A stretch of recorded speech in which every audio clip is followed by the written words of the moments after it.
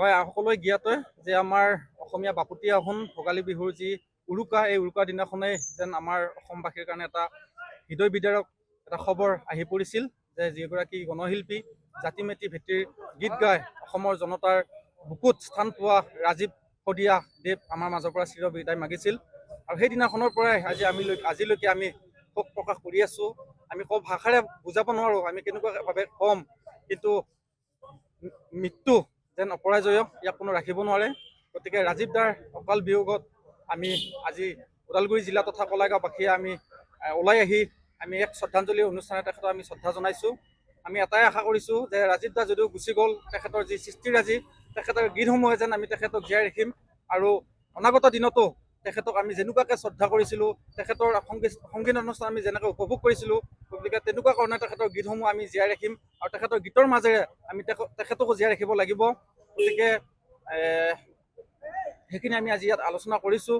আৰু বিশেষকৈ আমি ইতিমধ্যে আপোনালোকে জ্ঞাতে যে চৰকাৰখনলৈ অসমৰ জনতাই ইয়াতে আবেদন কৰি আছে আৰু আমিও আজি এই অনুষ্ঠানৰ জৰিয়তে আমাৰ সন্মানীয় মুখ্যমন্ত্ৰী মহোদয়ক আমি অনুৰোধ জনাইছোঁ যে তেখেতৰ পত্নী আৰু পুত্ৰৰ যিগৰাকী কণমানি পুত্ৰৰ মুখলৈ চাওক আৰু পত্নীগৰাকীক এটা উপযুক্ত যি সংস্থাপন, এই সংস্থাপনৰ ব্যৱস্থা কৰক, যাতে অনাগত দিনত এই তেখেতসকলৰ যিটো পৰিয়ালটোৰ যাতে পোহপাল দি যাব পাৰে।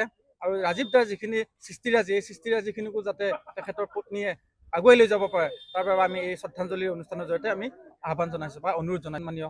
আমি তেখেতৰ যিটো মন্তব্য কৰিছে এইটো অতি দুৰ্ভাগ্যজনক অসমীয়াৰ বাবে। আৰু আমি এটাই কথা কওঁ, অসমীয়া হিয়াৰ আমঠু জুবিন গাৰ্গক আমি হিয়াৰ আমঠু বুলি কৈছিলোঁ, কিন্তু এই হিয়াৰ আমঠুগৰাকীয়ে গায়কগৰাকীয়ে এগৰাকী গণশিল্পীক তেখেতে যেনেকুৱা ধৰণে ক'ব লাগিছিল তেনেকুৱা ধৰণে নকৰি যিটো এটা তেখেতে বিৰূপ মন্তব্য কৰিছে, এইটো আমি অসমীয়া যুৱ মঞ্চই তীব্ৰ বিৰোধিতা কৰিছোঁ।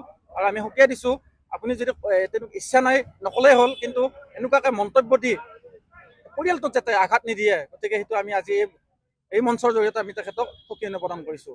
গতিকে ইতিমধ্যে আমাৰ কেন্দ্ৰীয় নেতৃত্বই ইয়াৰ ওপৰত বক্তব্য ৰাখিছিলে তেখেতৰ ওপৰত। গতিকে আমিও তেখেতৰ গীতৰ জৰিয়তে যাতে জনতাৰ যি আমাৰ অসমীয়া মানুহৰ যাতে হৃদয়ত স্থান পাওক, তেখেতে সেইটো কাম্য কৰক। আৰু আমি তেখেতৰ মৃত্যুৰ পিছতো যাতে আমি তেখেতক এনেধৰণে আমি শ্ৰদ্ধা জনাব পাৰোঁ, এগৰাকী গণশিল্পী হিচাপে আখ্যা দিব পাৰোঁ, আমি যে সেই পৰ্যায়তে থাকক। গতিকে ৰাইজৰ আমি দৃষ্টিগোচৰ কৰিছোঁ ছ'চিয়েল মিডিয়াৰ যোগে তেখেতৰ যিখিনি বিৰূপ মন্তব্যৰ ওপৰত যি সমালোচনা হৈ আছে, এইটো ভাল নালাগে।